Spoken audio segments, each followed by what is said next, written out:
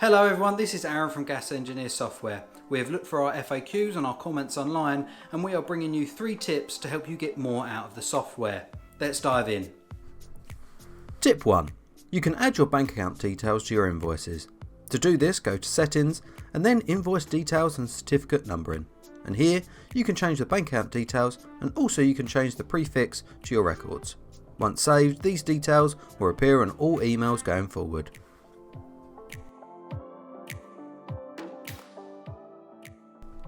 Tip 2. We do send out oil service reminders.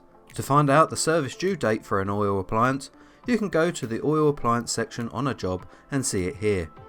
To edit the oil service reminder email, go to your settings and then service reminders and email templates. Here find oil service reminders. Tip 3. Changing the activity outcome on your calendar will alter the look of the event on your web portal schedule. This is useful if you have admin staff who sends out the invoices once the job is complete, or you batch send your invoices. We hope these tips are helpful for you, and if you do have any questions, please contact our team in any of the ways seen below and we'll be happy to help. Until next time, thank you.